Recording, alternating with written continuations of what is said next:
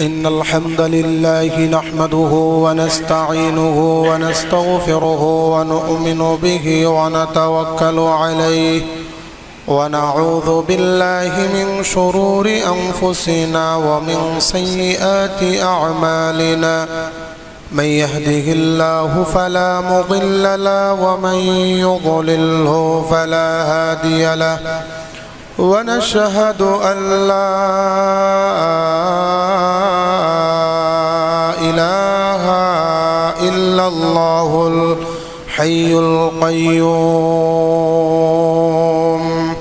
الذي لا تأخذه سنة ولا نوم ونشهد أن سيدنا وسندنا وحبيبنا وحبيب أرواحنا وطبيبنا وطبيب قلوبنا محمدا عبد الله ورسوله فقد قال الله تعالى في كلامه المجيد والفرقان الحميد أعوذ بالله من الشيطان الرجيم بسم الله الرحمن الرحيم إن الدين عند الله الإسلام اللهم سبحانك لا علم لنا إلا ما علمتنا إنك أنت العليم الحكيم إن الله وملائكته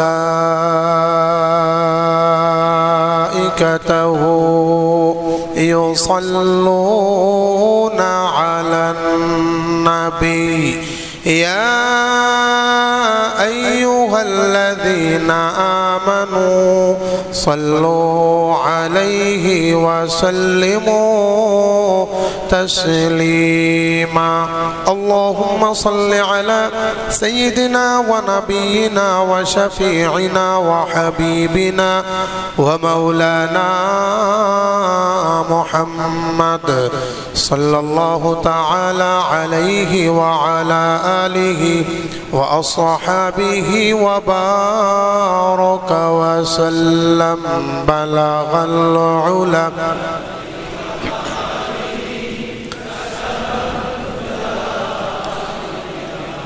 حسنت جميع خصاله صلوا عليه وآله محمد نے آکر کفر کو مٹایا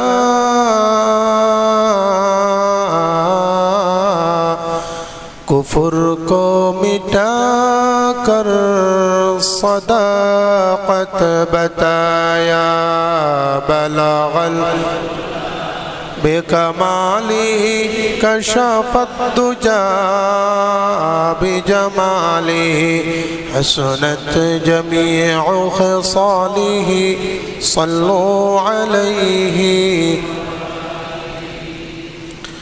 মহান আল্লাহ পাকের দরবারে অসংখ্য শুকরিয়া আল্লাহ সুবহান মুহিয়ান গরিয়ান সর্বশক্তিমান আল্লাহ পাক আমাদের সকলকে পবিত্র মাহে জুমাদুস সানি এর প্রথম জুমাবার অত্র মসজিদে আসার এবং বসার তৌফিক দান করেছেন সেই জন্য সকলে সুউচ্চ কণ্ঠে পড়ছি আলহামদুলিল্লাহ কুরআনুল কারীমের 3 নম্বর সূরা সূরাতু আলে ইমরানের 19 নং আয়াতে কারীমার প্রথম দিক থেকে কিছু অংশ তিলাওয়াত করা হয়েছে এই আয়াতে কারীমার মধ্যে আল্লাহ পাক রব্বুল আলামিন তার পেয়ারা নবী বিশ্ব নবী মুহাম্মদুর রাসূলুল্লাহ সাল্লাল্লাহু আলাইহি ওয়াসাল্লামের মাধ্যমে দুনিয়ার মধ্যে একটা দ্বীন, একটা ধর্ম পাঠিয়েছেন। সেই ধর্মকে সারা পৃথিবীর সমস্ত ধর্মকে রহিত করুন। সেই ধর্মকে সারা পৃথিবীর সমস্ত ধর্মের চাইতে শ্রেষ্ঠত্ব ঘোষণা আল্লাহ পাক রব্বুল আলামিন এই আয়াতে কারিমার মধ্যে দিয়েছেন। আল্লাহ পাক রব্বুল আলামিন বলছেন, ইন্নাদ দীনা ইনদাল্লাহিল ইসলাম, নিশ্চয়ই দ্বীন ধর্ম দ্বীন হিসেবে আল্লাহ পাকের কাছে গ্রহণযোগ্যতা পেয়েছে একমাত্র ইসলাম। এখানের মধ্যে দ্বীন হিসাবে একমাত্র ইসলামটাই আল্লাহ পাকের কাছে গ্রান্টেড, আল্লাহ পাকের কাছে নির্বাচিত হয়েছে, এই কথাটি এখানে বলা হয়েছে। এখন দ্বীন কাকে বলা হয়? কুরআনুল কারীমের মধ্যে আল্লাহ পাক রব্বুল আলামিন এই দ্বীন শব্দটি অনেক ব্যবহার করেছেন। যেখানেই ব্যবহার করেছেন তিনটি অর্থে দ্বীনকে ব্যবহার করেছেন। এক নম্বর হচ্ছে কিয়ামত, যেমন আল্লাহ পাক রব্বুল আলামিন দ্বীন শব্দটিকে কিয়ামত অর্থে ব্যবহার করতে গিয়ে বলেন, আলহামদুলিল্লাহি রাব্বিল আলামিন আর রহমানির রহিম মালিকি ইয়াউমিদ্দিন। আপনারা পারেন? কথা বলেন না কেন? পারেন? তাহলে সবাই বলেন, আলহামদুলিল্লাহি রাব্বিল আলামিন আর রহমানির রহিম মালিকি ইয়াউমিদ্দিন। মালিকি ইয়াউমিদ্দিন আই মালিকি ইয়াউমিল জাযাই, অর্থাৎ ওই দিনের মালিক যেই দিন আল্লাহ পাক রব্বুল আলামিন মানুষদেরকে ভালো কাজের পুরস্কার এবং খারাপ কাজের জন্য তিরস্কার দান করবেন, সেটাকেই বলা হয়েছে মালিকি ইয়াউমিদ্দিন। দিন শব্দটি এখানে ব্যবহার করা হয়েছে কিয়ামতকে টার্গেট করে। এরপরে অন্য এক আয়াতের মধ্যে আল্লাহ পাক রব্বুল আলামিন দিন শব্দ ব্যবহার করে ইতাআত, অনুসরণ করা অর্থে ব্যবহার করেছেন। 5 নম্বর পারার 16 নম্বর পৃষ্ঠায় আল্লাহ পাক রব্বুল আলামিন বলছেন, ওয়ামান আহসানু দীনাম মিম্মান আসলামা ওয়াজহাহু লিল্লাহ। ওই লোকেরাই সর্বোত্তম ব্যক্তি যারা আল্লাহ পাক রব্বুল আলামিনকে অনুসরণ করতে থাকে। এখানের মধ্যে দ্বীন শব্দটির অর্থ হয়েছে অনুসরণ করা। 3 নম্বর যে অর্থে আল্লাহ পাক রব্বুল আলামিন দ্বীন শব্দটিকে ব্যবহার করেছেন তা হচ্ছে ধর্ম হিসাবে। যেমন আল্লাহ পাক রব্বুল আলামিন সূরাতু আলে ইমরানের 85 নং আয়াতে কারিমার মধ্যে বলছেন, وَمَن يَبْتَغِ غَيْرَ الْإِسْلَامِ دِينًا فَلَن يُقْبَلَ مِنْهُ وَهُوَ فِي الْآخِرَةِ مِنَ الْخَاسِرِينَ। ও পৃথিবীর মানুষ শুনে রাখো, যারা আল্লাহ পাক রব্বুল আলামিনের কাছে দ্বীন ইসলামকে বাদ দিয়ে, ইসলামকে দ্বীন হিসাবে এটাকে বাদ দিয়ে অন্য কোন ধর্ম নিয়ে আসবে, চাই সেটা হিন্দু ধর্ম হোক, চাই সেটা খ্রিস্টান ধর্ম হোক, চাই সেটা ইহুদি ধর্ম হোক, কিংবা সেটা ধর্ম নিরপেক্ষতা হোক, সেটা কখনো আল্লাহ পাক রব্বুল আলামিন গ্রহণ করবেন না। বরং ওই ব্যক্তি কাফের, বেঈমান, মুশরিক, ফেরাউন, নমরুদ এবং আবু জাহেলের মতো অবশ্যই কাল কিয়ামত দিবসে জাহান্নামে নিপতিত হবে। এই 3 নম্বর ব্যবহার ধর্ম হিসাবে আল্লাহ পাক রব্বুল আলামিন দ্বীনকে ব্যবহার করেছেন। এরপরে দেখুন আল্লাহ পাক রব্বুল আলামিন সূরাতুল মাইদার 3 নম্বর আয়াতের মধ্যে এই দ্বীন শব্দটিকে ধর্ম হিসাবে ব্যবহার করেছেন। আল-ইয়াওমা আকমালতু লাকুম দীনাকুম ওয়া আতমামতু আলাইকুম নি'মাতি ওয়া রাদিতু লাকুমুল ইসলাম দীনা। ও নবী, বিদায় হজের দিন এই আয়াতে কারিমাটা নাজিল হয়েছে। আল্লাহ পাক রব্বুল আলামিন আল্লাহর নবীকে বলতেছেন, ও নবী, আজকে আপনার উপর আমার যত নিয়ামত থাকার দরকার ছিল, দিন ধর্ম হিসাবে যতগুলো নিয়ামত আছে, সমস্ত নিয়ামতগুলো আমি আল্লাহ পাক রব্বুল আলামিন আপনার উপর বর্ষণ করে আমি দিনটাকে পরিপূর্ণ করে দিয়েছি। এখানেও দিন শব্দটি ধর্ম হিসাবে ব্যবহার করা হয়েছে। হুবহু আল্লাহ পাক রব্বুল আলামিন দিন শব্দটিকে ধর্ম হিসাবে ব্যবহার করেছেন কোরআনুল কারীমের মধ্যে অনেকগুলো আয়াত।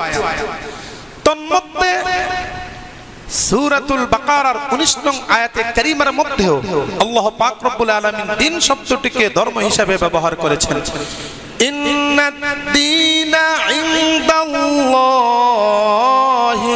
ইসলাম, নিশ্চয়ই দিন হিসাবে ধর্ম হিসাবে কেবলমাত্র আল্লাহ পাকের কাছে গ্রহণযোগ্যতা পেয়েছে, নির্বাচিত হয়েছে, গ্রান্টেড হচ্ছে একমাত্র ইসলাম। এখানের মধ্যে দিন শব্দটি ব্যবহার হয়েছে ধর্ম হিসাবে।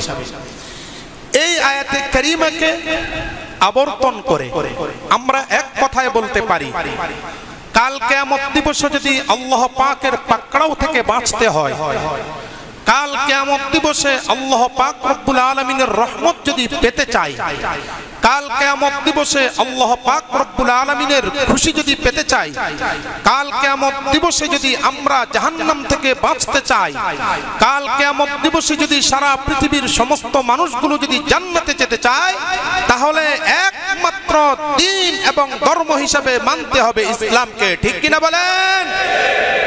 ইসলামকে মানার বিকল্প নাই। এই আয়াতে কারিমাকে এই সূরাতু আল ইমরানের 19 নং আয়াতে কারিমা একটা ফজিলত বর্ণনা করতে গিয়ে আল্লামা ইবনে কাসির রাহমাতুল্লাহি আলাইহি তাফসীরুল কুরআনিল আযীম, যেটাকে আমরা তাফসীর ইবনে কাসির হিসেবে চিনি, এই তাফসীর ইবনে কাসিরের 2 নম্বর খণ্ডের এই 19 নং আয়াতে কারিমার ব্যাখ্যায় লিখতে গিয়ে তিনি বলছেন, একজন বিশিষ্ট তাবিঈ ছিলেন আমাশ, নাম ছিল আমাশ। আমাশ ছিলেন অনেক বড় একজন মুহাদ্দিস। ওনার কাছে ওনার এক শাগরিদ, ওনার এক ছাত্র একদিন একটা হাদিস শোনার জন্য আসছে। নাম ছিল গালিব। গালিব ছিল ছাত্র, আমাশ হচ্ছে উস্তাদ। এবার গালিব আসছে উস্তাদের কাছে একটা হাদিস শোনার জন্য। হাদিস শুনতে এসে দীর্ঘদিন পর্যন্ত ওনার সান্নিধ্য লাভ করেছেন, ওনার থাকতেছেন, কিন্তু কোনো হাদিস বর্ণনা করতেছেন না। 1 মাস যাবত তিনি ছিলেন। 1 মাস পরে তিনি হঠাৎ করে একদিন রাতের বেলায় তিনি ঘুম থেকে শুনতে পাইলেন কেউ জানি কোরআনুল কারীম পাশে পড়তেছে। ওনার ঘুমটা ভেঙে গেল। ঘুম ভেঙে যাওয়ার পর উনি তাকিয়ে দেখতেছেন ওনার উস্তাদ আমাশ দাঁড়িয়ে দাঁড়িয়ে তাহাজ্জুদের নামাজ পড়তেছে আর সূরাতু আলে ইমরান পড়তেছে। ঠিক এই আয়াতে কারিমার মধ্যে যখন আসলো,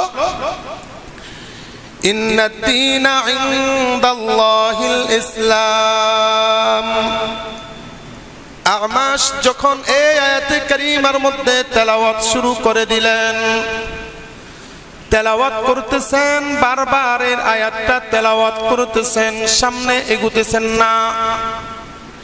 গালিব বলতেছে, আমি ভালো করে খেয়াল করলাম এই আয়াতে কারিমা তেলাওয়াতের পরে তিনি একটা আরবি বাক্য বললেন, ওয়া আনা আশহাদু বিমা শাহিদাল্লাহু আযজা ওয়া জাল্লা। ও আল্লাহ, তুমি যেই ব্যাপারে সাক্ষ্য দিয়েছো দিন ইসলাম হিসেবে একমাত্র দিন ধর্ম হিসেবে একমাত্র তুমি ইসলামটাকে কবুল করেছো, এই ব্যাপারে তুমি সাক্ষ্য দিচ্ছ। ওয়াল্লাহ আনা আশহাদু বিমা শাহিদা, যেই ব্যাপারে তুমি সাক্ষ্য দিচ্ছ সেই ব্যাপারে আমিও সাক্ষ্য দিতেছি। গালিব বলতেছেন আমি ঘুম থেকে উঠে গেলাম, অনেকক্ষণ দাঁড়িয়ে রইলাম, আমি দেখলাম আমার উস্তাদ আমাস দাঁড়িয়ে দাঁড়িয়ে শুধু কাঁদতেছে। নামাজ শেষ হয়ে গেল, আমি জিজ্ঞেস করলাম হুজুর আপনি এত বেশি কেন কাঁদলেন? তিনি বলতেছেন তোমার কাছে কিছু বলা যাবে না। গালিব বলতেছেন আমি 1 মাস পর্যন্ত আপনার কাছ থেকে হাদিস পড়ার জন্য এসেছি, একটা হাদিসও আপনি আমার কাছে বলেন নাই, একটা হাদিসও আপনি আমাকে শুনান নাই। কতকাল আপনার কাছে থাকলে আপনি হাদিস বলবেন? কয় তুমি থাকতে থাকো। গালিব বলতেছেন দীর্ঘ 1 বছর পর্যন্ত আমি ওনার খেদমতে রইলাম। অতঃপর উনি আমাকে ডাকলেন, আসো তোমার কাছে আমি একটা হাদিস বর্ণনা করব। কি হাদিস? ইন্নাদ দীনা ইনদাল্লাহিল ইসলাম। এই আয়াতে কারীমাকে উপলক্ষ করে বিশ্ব নবী মুহাম্মদুর রাসূলুল্লাহ সাল্লাল্লাহু আলাইহি ওয়াসাল্লাম বলেছেন, যেই ব্যক্তি এই আয়াতের উপর বিশ্বাস করবে, যেই ব্যক্তি দিন ইসলাম দিন ধর্ম হিসেবে কেবলমাত্র ইসলামকে মানবে, দুনিয়ার অন্য কোন ধর্মকে মানবে না, দুনিয়ার কোন হিন্দু ধর্মকে মানবে না, দুনিয়ার কোন খ্রিস্টান ধর্মের প্রতি বিশ্বাস রাখবে না, দুনিয়ার কোন ইহুদি ধর্মের প্রতি সে বিশ্বাস রাখবে না, ধর্ম নিরপেক্ষতার স্লোগান দিবে না, ধর্ম নিরপেক্ষতার পক্ষেও যাবে না, ধর্ম নিরপেক্ষতাকে একটা আলাদা স্বতন্ত্র ধর্ম হিসাবেও মানবে না। আল্লাহর কসম, বিশ্ব নবী মুহাম্মদুর রাসূলুল্লাহ সাল্লাল্লাহু আলাইহি ওয়াসাল্লাম ওই লোকটার ব্যাপারে একটা শুভ সংবাদ দিচ্ছেন। কি শুভ সংবাদ? কাল কিয়ামত দিবসে আল্লাহ রাব্বুল আলামিন লোকটাকে ডাকবেন, বান্দা তুমি কেবলমাত্র ইসলামকে গ্রহণ করেছো, বান্দা তুমি কেবলমাত্র ইসলামটাকে দিন নিজের জন্য জীবন বিধান হিসেবে মেনে নিয়েছো, তুমি কখনো ধর্ম নিরপেক্ষতার স্লোগান দাও নাই, ধর্ম নিরপেক্ষতায় যারা ছিল তাদেরকে তুমি সঙ্গ দাও নাই। যাও বান্দা, আমি তোমাকে আমার বান্দা হিসাবে মাকবুল করলাম, আর এর বিনিময়ে তোমাকে জান্নাতুল ফেরদাউস দিয়া দিলাম। জান্নাতুল ফেরদাউস পাইতে হলে তাহলে কাকে মানতে হবে? ইসলামকে। কাকে মানতে হবে? জোরে বলেন, কাকে মানতে হবে? ইসলাম। ইসলামের বিকল্প অন্য কোন চিন্তা ফিকির মাথায় আনা যাবে না। ধর্ম নিরপেক্ষতা বলতে পৃথিবীতে কোনো ধর্মই নেই। ধর্ম নিরপেক্ষতা বলতে কোনো পথ পদ্ধতি থাকতে পারে না, বরং সমস্ত উলামায়ে কেরাম, সমস্ত সাহাবায়ে কেরাম, সমস্ত তাবিঈন, আইম্মায়ে মুজতাহিদিন, সমস্ত লোকদের একই বাক্য, একই কথা, একই বক্তব্য, ধর্ম নিরপেক্ষতা হচ্ছে একটা কুফরি মতবাদ। ঠিক কিনা বলেন? ধর্ম নিরপেক্ষতা মানা যাবে না। ধর্ম নিরপেক্ষতা, আল্লাহর কসম, আমি আমার নিজস্ব কথা বলছি না, কোরআনের কথা বলতেছি। ধর্ম নিরপেক্ষতা ওই লোকটা যদি মানে, আমি যদি মানলাম, মনে করেন আমি মানলাম, তাহলে ধর্ম নিরপেক্ষতা বিশ্বাস করার কারণে আমাদের এলাকায় হিন্দুরা বাস করে কি করে না? জোরে বলেন, বাস করে কি করে না?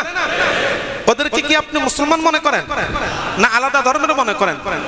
আল্লাহর কসম, যেই লোকটা কোন মুসলমানের ঘরে জন্ম গ্রহণ করলো, যেই লোকটা কোন মুসলমানের ঘরে বাস করলো, যেই লোকটা কোন মুসলমানের ঘরে এখনো পর্যন্ত থাকতেছে, কিন্তু ধর্ম নিরপেক্ষতা বিশ্বাসী, আল্লাহর কসম, লোকটা যদিও মুসলমানদের সাথে সম্পর্ক, কিন্তু এই লোকটা সম্পূর্ণরূপে একজন হিন্দু পরিণত হয়ে যাবে।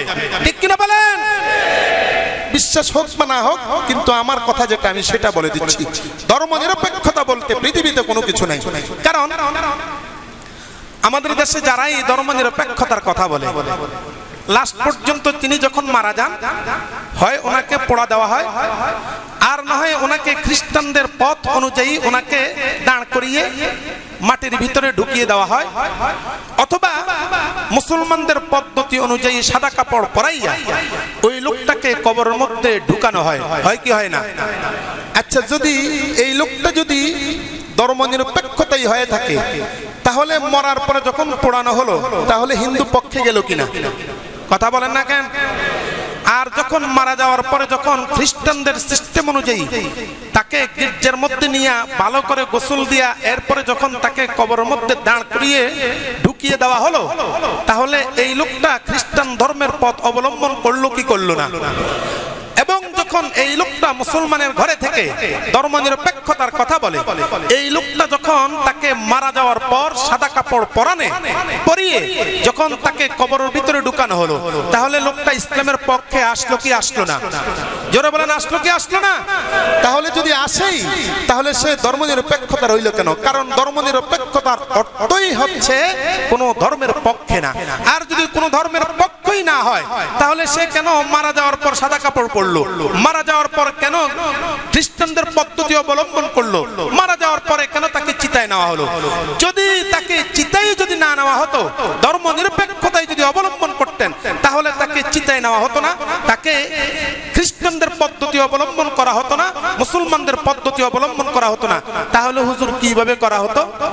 এই জন্যই আমি মাঝে মাঝে বলি, প্রায় পত্রিকার মধ্যে দেখা যায় কোন নাস্তিককে যদি জিজ্ঞেস করা হয় যে আপনি কোন ধর্মে, আমি হিন্দু না, আমি মুসলমানও না, তাহলে মরার পরে কি কয়? মরার পরে যা ইচ্ছা তাই করবেন, মরার পরে যা ইচ্ছা আমার লাশটাকে তাই করা হোক। তার মানে কি? আমাদের তো একটা পদ্ধতি আছে, আমাদেরকে সুন্দর করে আতর গিলাপ ইত্যাদি ইত্যাদি লাগাইয়া কবরে ঢুকানো হয়।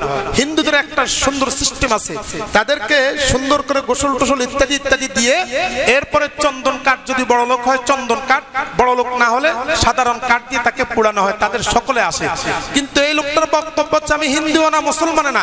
তাহলে তোমাকে কি করতে হবে? এটাও না সেটাও না, তাহলে তোমাকে একটাই কাজ করতে হবে, সেটা হচ্ছে তোমাকে সমুদ্রে ফেলে দিতে হবে, তোমার লাশটা পচবে, এরপরে শকুন কুকুর ছাগল তোমাকে খাবে। ঠিক কিনা বলেন? এর ছাড়া তো বিকল্প কোনো পথ নাই। আল্লাহ পাক আমাদেরকে বুঝবার তৌফিক দান করুন। আরো যারা বলেন আমিন। তো বলতেছিলাম, আল্লাহর নবী সাল্লাল্লাহু আলাইহি ওয়াসাল্লাম ধর্ম নিরপেক্ষতার পক্ষে যান নাই, আল্লাহর নবী সারাটা জীবন ব্যয় করেছেন ইসলামের পক্ষে। ঠিক কিনা বলেন? আল্লাহর নবী সারাটা জীবন 40 বছর জিন্দেগি যখন চলে আসছে, 40 বছর থেকে 63 পর্যন্ত পুরা 23 বছর আল্লাহর হাবিব সাল্লাল্লাহু আলাইহি ওয়াসাল্লাম শুধু কোরআনের কথা বলেছেন, ইসলামের কথা বলেছেন। কেবল আল্লাহর হাবিব সাল্লাল্লাহু আলাইহি ওয়াসাল্লাম আল্লাহ পাকের দিকে মানুষ কিভাবে এগোতে পারবে, মানুষ কিভাবে এগিয়ে জান্নাত পাবে, সেই চিন্তা ফিকিরি করেছেন। যদি আল্লাহর নবী এটা না করতেন, তাহলে বুঝতাম আল্লাহর নবীও ধর্ম নিরপেক্ষ ছিলেন। বুখারী শরীফের কিতাবুস সালাত অধ্যায়ের বাবু ইযা উলকিয়া আলাল মুসাল্লি কাদারুন আও জিফাতুন অধ্যায়ের মধ্যে একটা হাদিস এসেছে, আব্দুল্লাহ ইবনে মাসউদ রাদিয়াল্লাহু তাআলা আনহু। আল্লাহর নবী সাল্লাল্লাহু আলাইহি সাল্লাম ইসলামের দাওয়াত দিয়েছেন, ইসলামের দাওয়াত দিয়ে এরপরে মক্কা নগর অর্থাৎ বাইতুল্লাহর হেরেম শরীফের ভিতরে ঢুকেছেন। সামনে বাইতুল্লাহ, আল্লাহর নবী সাল্লাল্লাহু আলাইহি সাল্লাম নামাজ পড়া শুরু করলেন। হযরতে ফাতেমা রাদিয়াল্লাহু তাআলা আনহা বলতেছেন, আব্দুল্লাহ ইবনে মাসউদ রাদিয়াল্লাহু তাআলা আনহু হাদিসটা রওয়ায়াত করেছেন, বর্ণনা করেছেন। তিনি বলতেছেন, আল্লাহর নবী ইসলামের দাওয়াত দিয়ে বাইতুল্লাহর ভিতরে ঢুকেছেন। বাইতুল্লাহে যে নামাজ আরম্ভ করলেন, যদি আল্লাহর নবী সাল্লাল্লাহু আলাইহি ওয়াসাল্লাম ধর্ম নিরপেক্ষ থাকতেন, তাহলে কোনোদিন নামাজ পড়তেন না। আল্লাহর নবী সাল্লাল্লাহু আলাইহি ওয়াসাল্লাম কোনদিন নামাজ পড়ার প্রতি আহ্বান করতেন না। আল্লাহর নবী কখনো মানুষদেরকে ইসলামের বিধিবিধান মানার কথাও বলতেন না। আল্লাহর নবী সাল্লাল্লাহু আলাইহি ওয়াসাল্লাম বাইতুল্লাহ ঢুকে নামাজ আরম্ভ করলেন, রুকুতে গেলেন। ঠিক সেই মুহূর্তে আবু জাহেল দূর থেকে, তার সাঙ্গ পাঙ্গ আরো কয়েকজন লোক ছিল, তারা দাঁড়িয়ে দাঁড়িয়ে আল্লাহর নবীর নামাজের অবস্থাটা দেখতেছে। আবু জাহেল বলতেছে, এরকম কোন ব্যক্তি আছো নাকি মুহাম্মদ যখন সিজদাতে যাবে তার ঘাড়ের উপরে তুমি কিছু নাড়ি বুড়ি, উটের নাড়ি বুড়ি গিয়া দিয়া দিবা? একজন বলল, আমি পারবো। কয়, তাহলে যাও, তোমাকে পুরস্কার দেওয়া হবে। আল্লাহর নবী যেই মুহূর্তে নামাজের মধ্যে গেলেন, সিজদায় গেলেন, সাধারণত গরু হচ্ছে, গরুর যেই বুড়িটা আছে এই বুড়িটা অনেক বড় সাইজের, এত ওজনদার হয়ে থাকে, আবার সেটা থাকে পিচ্ছিল। দুইজন ব্যক্তিও টানা হেঁচড়া করে এটাকে সরাইতে পারে না, এক জায়গা থেকে আরেক জায়গায় স্থানান্তর করতে পারে না। গরুর বুড়ির চাইতে উটের বুড়িটা আরেকটু তুলনামূলক সাইজে বড়। কয়, যাও, উটের বুড়িটা গিয়ে মুহাম্মদের মাথার উপর দিয়া দিবা। আল্লাহর নবী সাল্লাল্লাহু আলাইহি ওয়াসাল্লাম সিজদাতে যখন গেলেন, ঠিক সেই মুহূর্তে কাফেরটা এসে আল্লাহর নবী সাল্লাল্লাহু আলাইহি ওয়াসাল্লামের মাথার উপর উটের বুড়িটা দিয়ে দিল। আল্লাহর নবী এইবার সিজদা থেকে উঠবেন, যেহেতু তিনি নামাজ পড়তেছেন, এত সুন্দর আল্লাহর নবীর নামাজটা ছিল। দুনিয়াতে কি হইতেছে, আশেপাশে কি হইতেছে, আল্লাহর নবীর নামাজে দাঁড়ানোর পরে তার খেয়াল থাকতো না। আল্লাহর নবী নামাজে দাঁড়ানোর পরে তিনি বলতে পারতেন না দুনিয়ার অন্য কি কাজ কারবার হইতেছে। আল্লাহর নবীর তাআল্লুকটা, দিলের সম্পর্কটা সাথে সাথে আল্লাহ রাব্বুল আলামিনের সাথে হয়ে যেত। আল্লাহর নবী সাল্লাল্লাহু আলাইহি ওয়াসাল্লাম নামাজ পড়তে সিজদা গেলেন, ঠিক সেই মুহূর্তে বুড়িটা দেওয়া হলো। আল্লাহর নবী উঠতে যাবেন, উঠতে পারেন না, এত বেশি বুড়িটা চাপ দিতে লাগলো, আল্লাহর নবীর নিঃশ্বাসটা পর্যন্ত বন্ধ হয়ে যাচ্ছে।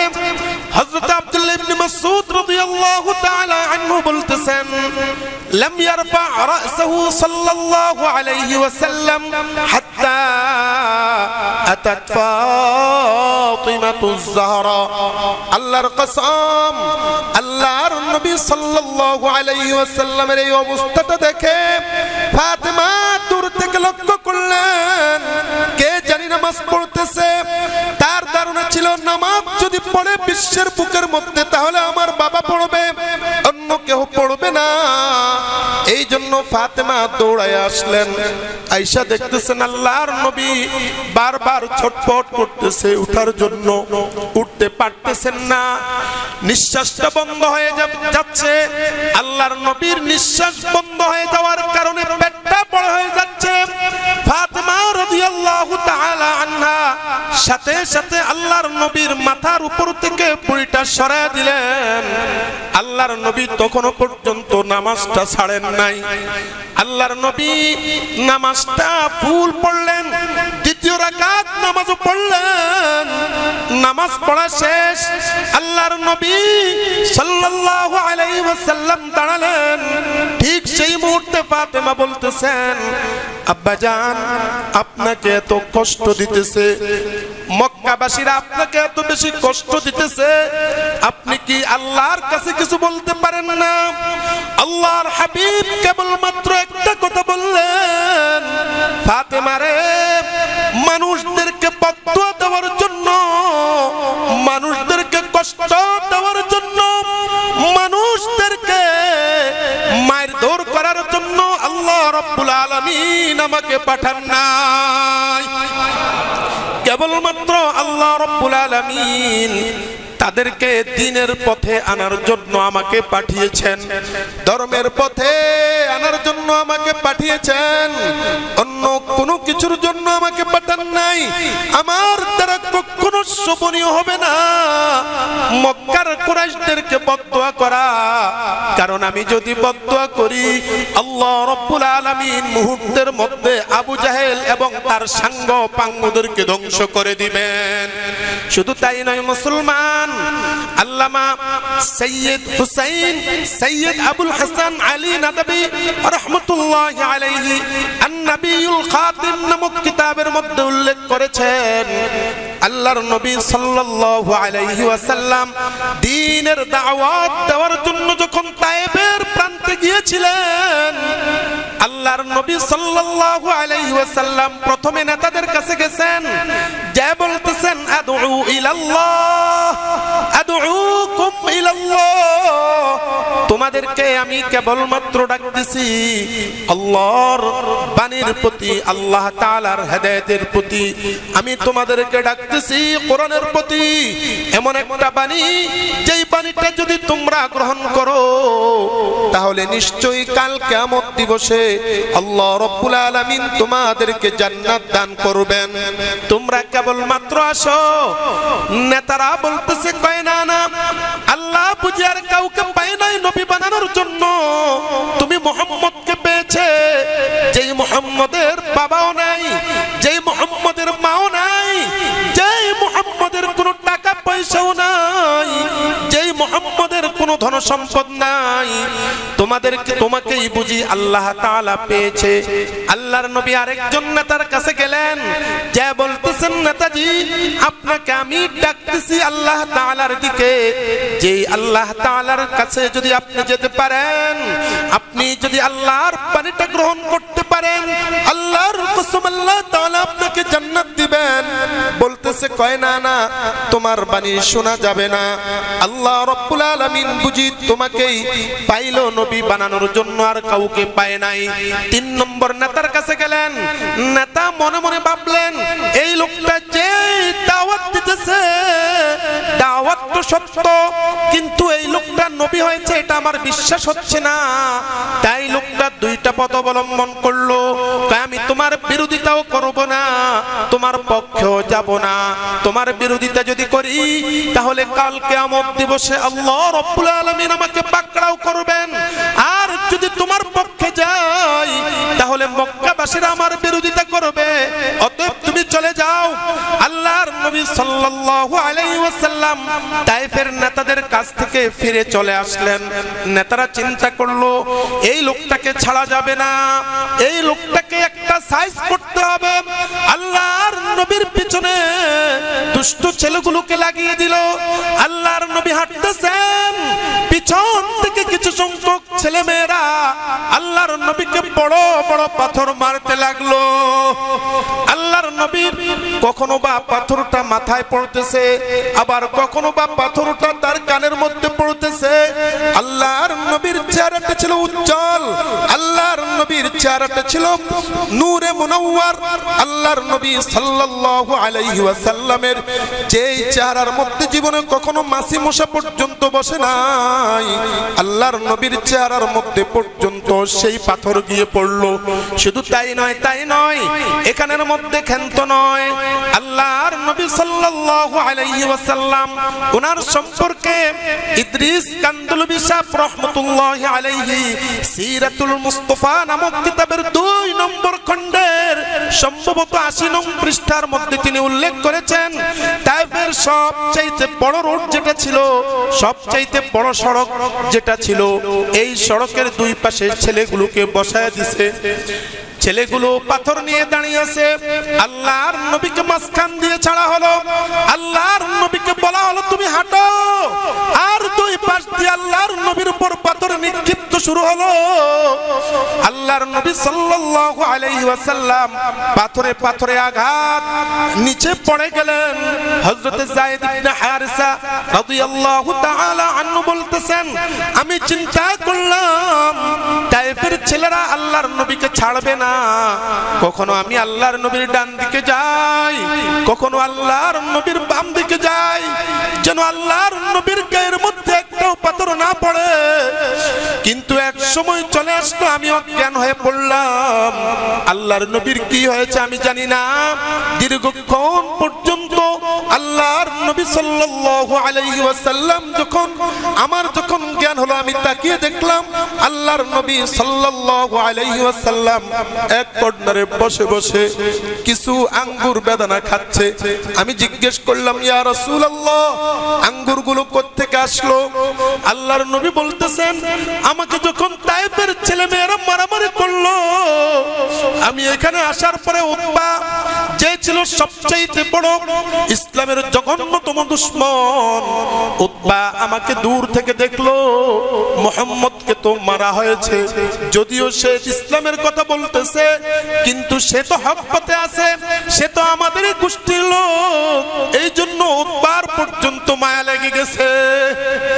উতবা আমার জন্য তার সুদ্দি নামক একজন খাদেমের মাধ্যমে কিছু আঙ্গুর পাঠিয়েছে। আমি চিন্তা করলাম কাফেরের খাবার গ্রহণ করব না, কিন্তু আমার এত বেশি ক্ষুধা পেয়েছিল আমি গ্রহণ না করেও পারছি না। আমি খাবার যখন খাইতেছিলাম, ঠিক সেই মুহূর্তে সুদ্দি আমাকে জিজ্ঞেস করলো, ও মুহাম্মদ, তুমি কিসের দাওয়াত দাও? তুমি কেন এত দাওয়াত দিয়া মার খাইতেছো? তোমার দাওয়াতটা কি? আল্লাহর নবী সাল্লাল্লাহু আলাইহি ওয়াসাল্লাম বললেন, আমি ইসলামের পক্ষে কথা বলি, আমি আল্লাহর পক্ষে কথা বলি, আমি কিয়ামত দিবসের পক্ষে কথা বলি, আমি কবরের পক্ষে কথা বলি। এই কথা বলার পর ওই সুদ্দি বলতেছে, তাহলে এত মায়ের খাওয়ার দরকার কি? এটা দাওয়াত না দিলেও তো চলে। আল্লাহর নবী বলতেছেন, কয় না না, চলবে না। আল্লাহ রাব্বুল আলামিন যতক্ষণ পর্যন্ত আমার নাকের মধ্যে নিঃশ্বাস রাখবেন, ততক্ষণ পর্যন্ত আমি ইসলামের দাওয়াত দিতেই থাকবো।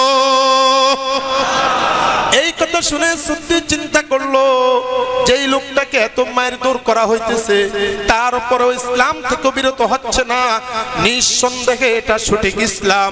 নিঃসন্দেহে আল্লাহ এক। সাথে সাথে সুদ্দি বলেন, লা ইলাহা ইল্লাল্লাহু মুহাম্মাদুর রাসূলুল্লাহ সাল্লাল্লাহু আলাইহি ওয়াসাল্লাম। এইবার যায়েদ ইবনে হারিসা বলতেছেন, আল্লাহর নবীর কাছে আসার পর আল্লাহর নবী আমাকে বললেন, যায়েদ রে, আমার জন্য ওযুর পানির ব্যবস্থা করো।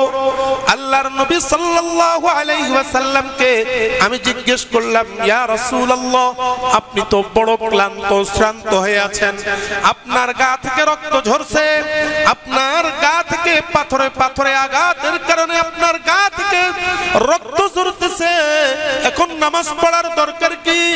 আল্লাহ রাব্বুল আলামিনের হাবিব তখন একটা কথা বললেন, যায়েদ রে, আমার এই নাকের মধ্যে যতক্ষণ পর্যন্ত একটা নিঃশ্বাস থাকবে, ততক্ষণ পর্যন্ত আমি নামাজ ছাড়তে পারি না।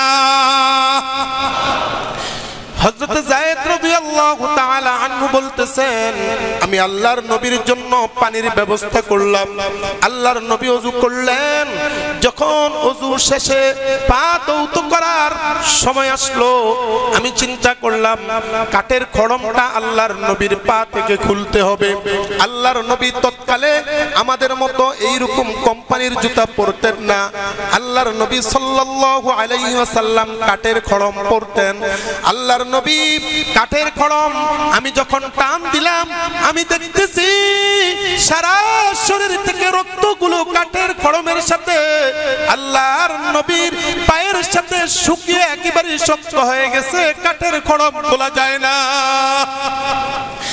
আল্লাহর নবী সাল্লাল্লাহু আলাইহি ওয়াসাল্লামের কাঠের খড়মটা আমি অনেক কষ্ট করে খুললাম।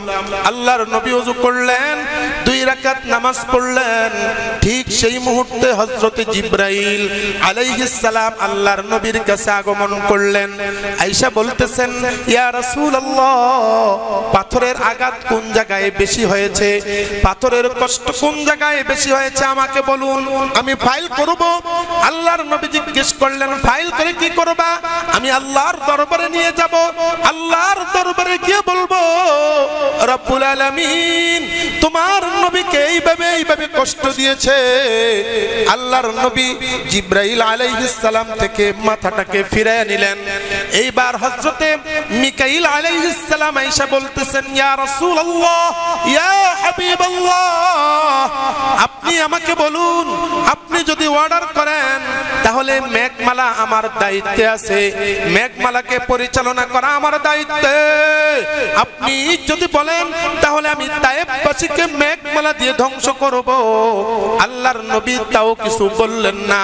এইবার পাহাড়ের ফেরেশতারা এসে আল্লাহর নবীকে বলতেছেন, ইয়া রাসূলুল্লাহ, তায়েফ এলাকাটা 2টা পাহাড়ের মাঝখানে, আপনি যদি আমাকে অনুমতি দিন, আপনি অনুমতি দিলে আমি তায়েফবাসীকে ধ্বংস করে ফেলবো। আল্লাহর নবী সাল্লাল্লাহু আলাইহি ওয়াসাল্লাম আকাশ পানের মধ্যে তাকালেন। আল্লামা ইদ্রিস কান্দলবি রাহমাতুল্লাহি আলাইহি তিনি সেখানের মধ্যে উল্লেখ করেছেন, দীর্ঘক্ষণ পর্যন্ত আল্লাহর নবী দোয়া করলেন। আল্লাহর নবী দোয়া করার লাস্ট কথা একটাই ছিল, আল্লাহুম্মা আরহামহুম, আল্লাহুম্মা ইগফির লাহুম, আল্লাহুম্মা ইগফির আওলাদাহুম। আল্লাহ, ওরা তো আমাকে চিনে না, ওরা তো আমাকে বুঝেও না। ওরা যদি আমাকে চিনতো, ওরা যদি আমাকে বুঝতো, আমার গায়ের মধ্যে এইভাবে নির্যাতন করতো না। ওরা বুঝে নাই। আল্লাহ, আমি তোমার কাছে একটা জিনিস বলি, তুমি পুরা তায়েফবাসীকে মাফ কইরা দাও। আল্লাহর নবী সাল্লাল্লাহু আলাইহি ওয়াসাল্লাম আরেকটা কথা বললেন, আল্লাহ, যদি তায়েফের লোকেরা আমাকে চিনার কারণে ইসলামটা গ্রহণ করে নাই, তায়েফের লোকেরা আমাকে না চিনার কারণে তোমার কথাটাকে গ্রহণ করে নাই, তায়েফের লোকেরা তোমাকে না চিনার কারণে, আমাকে না চিনার কারণে তারা ইসলামটা গ্রহণ করে নাই, তবে আমি এই কথা বলতে পারি,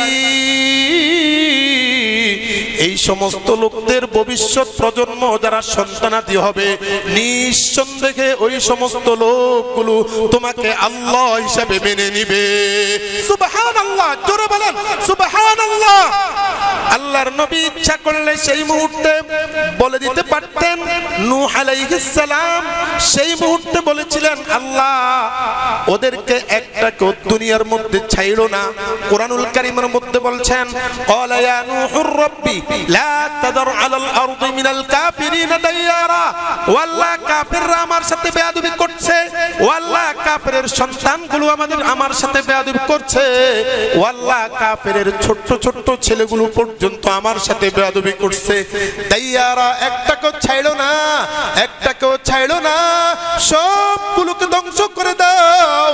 কিন্তু আল্লাহর নবী একজনকেও পক্ষ দেন নাই, বরং একটা কথাই বলেছেন, রব্বুল আলামিন সমস্ত লোকদেরকে তুমি মাফ কইরা দাও।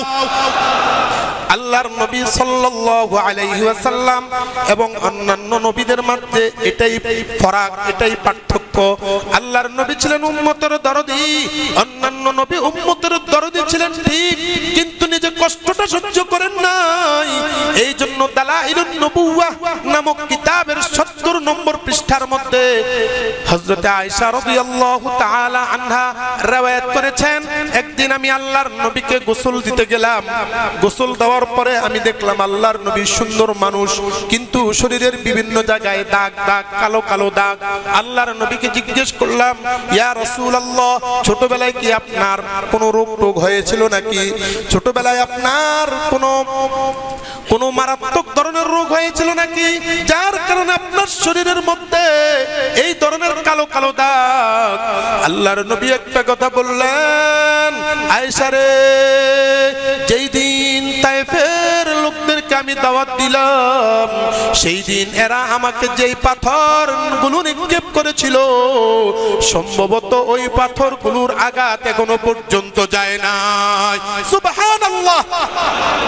আল্লাহর নবীকে এত বেশি জ্বালাতন নির্যাতন করেছেন একটাই কেবল কারণ ইসলামের পক্ষে কথা বলেছিলেন, একটাই কেবল কারণ কোরআনের পক্ষে কথা বলেছিলেন, একটাই কেবল কারণ আল্লাহর পক্ষে কথা বলেছিলেন, একটাই কেবল কারণ ধর্মনিরপেক্ষতাকে উপেক্ষা করেছিলেন, একটাই কেবল কারণ পৃথিবীর যত ধরনের ধর্ম আছে সমস্ত ধর্মগুলোকে তিনি বিতাড়িত করেছেন।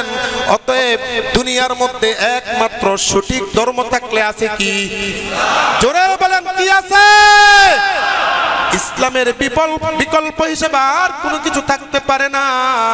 এই জন্য আল্লামা আবুল হুসাইন আলী নাদবী রহমতুল্লাহ আলাইহি তিনি বলেছেন, যদি কোনো দাওয়াতের মধ্যে কোনো নিন্দা না আসে, কোনো ব্যক্তি ইসলামের কথা বললো, তার বিরুদ্ধে যদি কোনো ব্যক্তি না থাকে, কোনো ব্যক্তি যদি ইসলামের পক্ষে দাওয়াত দিল কিন্তু তার বিরুদ্ধে কোনো প্রশাসন যায় নাই, তাহলে বুঝতে হবে ওই দাওয়াতের ভিতরে ভেজাল আছে। আর যেই দাওয়াত দিতে যাবে, কোরআনের পক্ষে কথা বলতে যাবে, নবীর পক্ষে কথা বলতে যাবে, আল্লাহর পক্ষে কথা বলতে যাবে, তার বিরুদ্ধে যদি কেউ লেগে যায়, তার বিরুদ্ধে যদি কোনো শত্রু থাকে, তার বিরুদ্ধে যদি প্রশাসন থাকে, তাহলে বুঝতে হবে ওটা হচ্ছে নির্ভেজাল একটা দাওয়াত। ঠিক কিনা বলেন? আমি দাওয়াত দিব, কোরআনের পক্ষে কথা বলবো, আবার আমার বিরুদ্ধে কেউ হবে না, এটার ভিতরে ভেজাল আছে। কি আছে? জোরে বলেন কি আছে? কারণ আল্লাহর নবী দাওয়াত দিয়েছেন, ওনার বিরুদ্ধে শত্রু লাগছে কি লাগছে না? জোরে বলেন লাগছে কি লাগছে না? ওনার বিরুদ্ধে নেতারা লাগছিল কি লাগছিল না? অতএব বুঝতে হবে যেই ব্যক্তি কোরআনের পক্ষে কথা বলে, যেই ব্যক্তি দ্বীনের দাওয়াত দেয়, ওই ব্যক্তির বিরুদ্ধে শত্রু হওয়াটা এটা অসাধারণ কিছু না, এটা স্বাভাবিক বিষয়, সাধারণ বিষয়, বরং নবী এবং আউলিয়া কেরামের সুন্নত। ঠিক কিনা বলেন?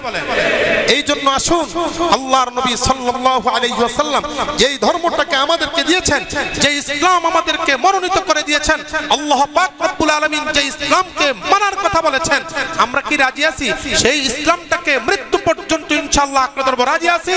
কে কে রাজি আছেন? হাত তুলে দেখান, দুইটা হাত তুলে দেখেন। আল্লাহ আমাদের ইসলামটাকে তুমি কবুল করো। হাত নামান, হাত নামান। আল্লাহ পাক আমাদেরকে মকবুল করুন।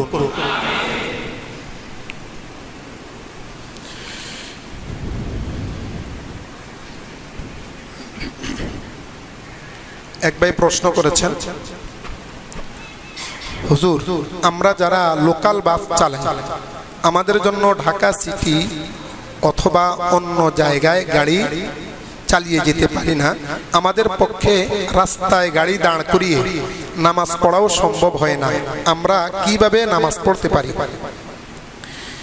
এক্ষেত্রে যেহেতু সিটির ভিতরে যদি সফর অবস্থা হয়, তাহলে কোনো ব্যক্তি যদি সফরের মধ্যে হয়, মনে করেন ঢাকা থেকে সেই খুলনা গেছে, অর্থাৎ 48 মাইল পার হয়ে গেছে, তাহলে সেই ক্ষেত্রে এই লোকটা যদি গাড়ি চালায়, তাহলে সাধারণত ইচ্ছে করলে চালক মানুষ কয়েকজন ব্যক্তি যদি দাঁড়িয়ে বলে যে ভাই আমরা নামাজ পড়ব, তাহলে আশা করি ওই চালক যদি হিন্দুও হয় তাহলে ওই লোকটা গাড়ি চালাবে না, বরং দাঁড় করাবে।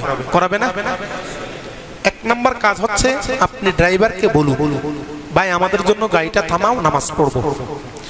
যদি সে না থামায় তাহলে আপনাদের কাজ মারামারি নয়, বরং যদি ওযু থাকে তাহলে কিবলাকে যতদূর পর্যন্ত সম্ভব কিবলাকে ঠিক করে নামাজ পড়ে নেবেন। ইশারা হোক, ইঙ্গিতে হোক, দাঁড়িয়ে হোক অথবা বসে হোক নামাজ পড়ে নেবেন। এই সম্পর্কে সম্ভবত গত 2 সপ্তাহ আগে একবার বলেছিলাম। এই ব্যক্তির জন্য আর নামাজটা দ্বিতীয়বার দৌড়াইতে হবে না, দ্বিতীয়বার পুনরায় পড়ে নিতে হবে না। কিন্তু যারা সফরের ভিতরে না, এমনি ঢাকা শহরের ভিতরেই হয়, তো ঢাকা শহরের অবস্থা এমন যে একবার গাড়িতে উঠলে জ্যামের কারণে গাড়িটা যে বন্ধ হয়েছে আর এগোচ্ছে না। তাহলে এই জন্য আমাদেরকে সর্বপ্রথম খেয়াল করতে হবে, আমি যেহেতু নামাজি মানুষ, আমার নামাজের টাইমের দিকে খেয়াল করতে হবে। যেই কোনো মুহূর্তে আমার জন্য হয়তো আমি গাড়িতে উঠবো, জ্যাম লেগে যেতে পারে, তাহলে আমার সমস্যা দেখা দিতে পারে। এই জন্য টাইম দেখে আপনি একটা ধারণা করবেন যে আমি নামাজের ওয়াক্ত মাঝখানে থাকবে বা নামাজ পাবো কিনা। যদি মনে করেন যে আপনি পাবেন তাহলে গাড়িতে উঠবেন, যদি গাড়ি থামানো সম্ভব হয় থামাবে, আর যদি থামানো না সম্ভব হয় তাহলে ওযু থাকলে সেখানে মধ্যে ইঙ্গিতে ইশারায় অথবা বসে দাঁড়িয়ে যেভাবে পারেন নামাজটা আদায় করবেন। এরপরে বাসাতে আসার পরে যদি ওয়াক্ত থাকে তাহলে আবার আর আদায় করবেন, ওয়াক্ত না থাকলে কাজা করে নেবেন। কথাটা বুঝাতে পারছি? যারা সিটির ভিতরে অর্থাৎ 48 মাইল দূরে না যান তাদের জন্য প্রথম কাজ হলো আমাকে সময় দেখে গাড়িতে উঠতে হবে। যদি ঘটনাক্রমে উঠে গেলাম আমার গাড়িটাও থামানো সম্ভব হচ্ছে না, তাহলে যতদূর সম্ভব যেইভাবে সম্ভব হয় আমি নামাজটা আদায় করব। ইশারায় হোক, ইঙ্গিতে হোক, অথবা দাঁড়িয়ে হোক, বসে হোক, নামাজটা আদায় করব। এরপরে বাসায় আসার পরে ওয়াক্ত থাকলে নামাজ আদায় করব, আর ওয়াক্ত না থাকলে সেটাকে আমি কাজা করে নেব। কথাটা বুঝে আসছে? কারণ এটা উযুরের ভিতরে পড়ে না, সিটের ভিতরে থাকাটা এটা উযুরের ভিতরে পড়ে না। কারণ এটা নিয়ম ছিল আমাদের প্রশাসন নামাজের জন্য একটা সময়সূচি বেঁধে দেওয়া, অর্থাৎ শ্রমিক বা ড্রাইভার লীগ যারা আছেন তাদেরকে এরকম একটা নির্ধারণ করে দেওয়া যে নামাজের টাইমে তোমরা গাড়ি অফ করে নামাজ পড়াইবা।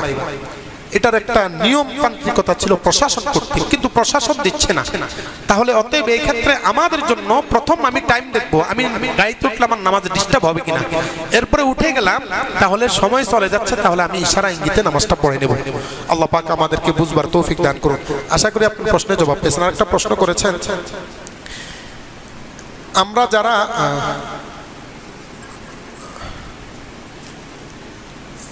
পৃথিবীতে 7 জমিন 7 আসমান আছে, 7 জমিন কি মানুষের 7 জমিনে কি মানুষ বসবাস করে? 7 জমিনে কি নবীগণের আগমন হয়েছে? না। 7 জমিন বলতে 7 আসমান আছে, এটা কোরআনুল কারীম দ্বারা প্রমাণিত। এবং এই জমিন ছাড়াও আরো জমিন আছে, সেটাও কোরআনুল কারীম দ্বারা প্রমাণিত। সময় বেশি যেহেতু নেই এই জন্য সংক্ষেপে বলছি যে 7 জমিনের মধ্যে বলতে পৃথিবীটাই প্রাধান্য। পৃথিবীর মধ্যেই মানুষ আছে, পৃথিবীর মধ্যে নবীগণ আগমন করেছেন, পৃথিবীর মধ্যে রাসূলগণ আগমন করেছেন। এছাড়া অন্য কোথাও আজও পর্যন্ত মানুষ আছে কি নাই আবিষ্কৃত হয়নি। স্বয়ং পৃথিবীরই একটা অংশ অ্যান্টার্কটিকা, অনেকে জানেন যারা ভূগোল সম্পর্কে জানেন, অ্যান্টার্কটিকা একটা এলাকা আছে। সেখান সম্পর্কে বিজ্ঞানীরা বলছে যে সেখানের মধ্যে পেঙ্গুইন নামক কিছু পাখি জাতীয় প্রাণী পাওয়া যায়। এছাড়া কোনো মানুষ এখনো পর্যন্ত সেখানে যায় নাই। তো এছাড়া বাকি যে 7 জমিন তাই যাই বলেন না কেন, সেখানের মধ্যে কোনো নবীও যায় নাই, কোনো রাসূলও যায় নাই, এবং সেখানে কোনো মানুষও নাই। একমাত্র মানুষের বসবাস পৃথিবীতে, পৃথিবী ছাড়া অন্য কোথাও মানুষের বসবাস নাই। আর পৃথিবী ছাড়া অন্য কিছু অংশে বিভিন্ন যে গ্রহ নক্ষত্রগুলো আছে সেগুলোতে কিছু সংখ্যক জিন্নাত সেখানে বসবাস করে, এরকম হাদিসের মধ্যে পাওয়া যায়। তবে জিন্নাতদের অধিকাংশ বসবাস করে পৃথিবীতে। আশা করি আপনার প্রশ্নের জবাব পেয়েছেন। আরো বিস্তারিত যদি জানতে হয় তাহলে আমার সাথে সরাসরি কথা বলতে পারেন। আল্লাহ পাক আমাদেরকে বুঝবার এবং আমল করার তৌফিক দান করুন।